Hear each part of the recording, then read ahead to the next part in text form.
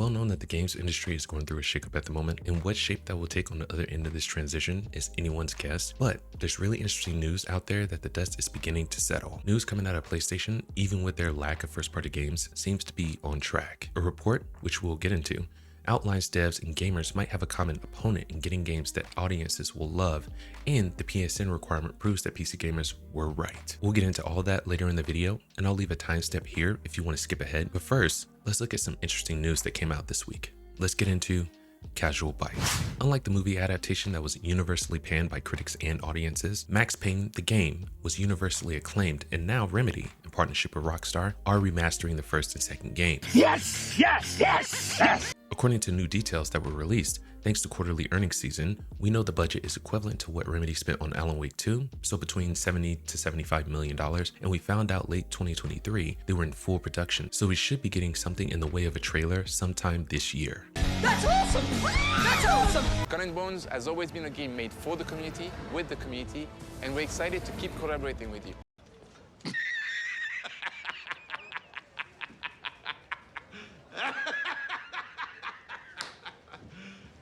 You serious? There's no question that Ubisoft is in major trouble, and writing this ship may be a pipe dream at this point, but CEO of Hazelight has some advice for the heads over at Ubisoft. Just make a co-op game.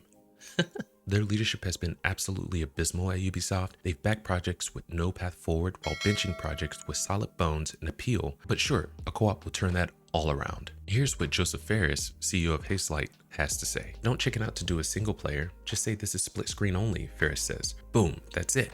You have success, and I can guarantee you they will sell a huge amount of copies of that. Yeah, they don't have to do it the Hazelight way. Why don't they just listen to this and be like, oh, he's right. That's a guaranteed success for them.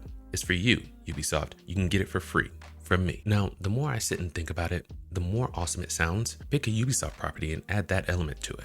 But in the end, is it enough to save Ubisoft? I'm afraid it's too late for them.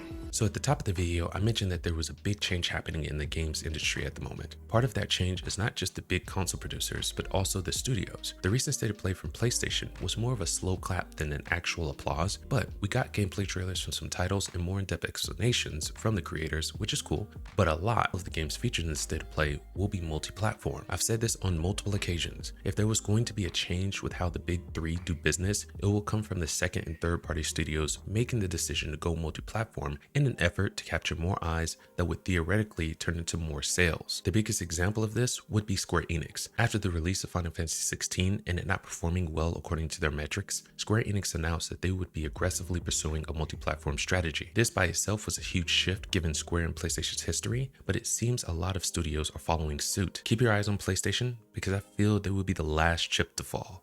We ride this thing till the wheels fall off. Now, we're moving to our main stories. But before we do, We're sitting at 974 subscribers. Thank you to all of you who hit the subscribe button, and we're trying to make this year our year to reach 1,000. So if you're finding value from our coverage, hit that subscribe button. PlayStation has had some really good news and some really bad news. Let's start with the really bad.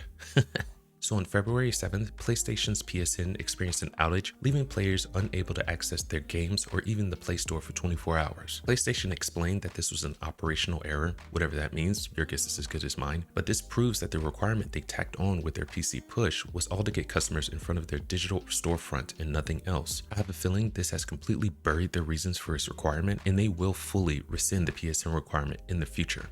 I don't know what we were thinking about. Now, that was the bad. Here's the good.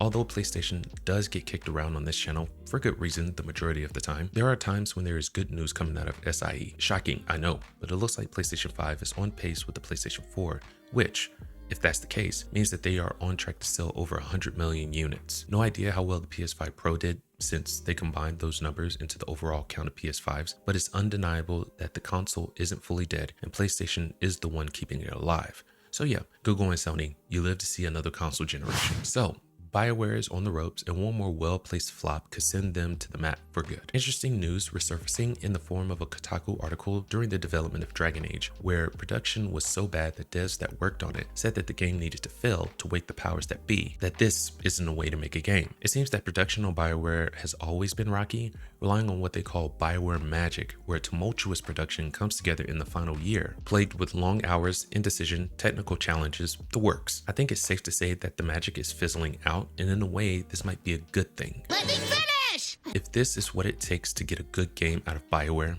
maybe it needs to be put to pasture to make room for studios that will manage time, employee satisfaction, as well as customer satisfaction without pushing your people to their breaking point and then asking for more. Anyway, leave your thoughts about this and all the other topics that we covered in the comments. Leave a like if you enjoyed the video, and don't forget to subscribe. We'll see you next time, but until then, keep it casual. Peace.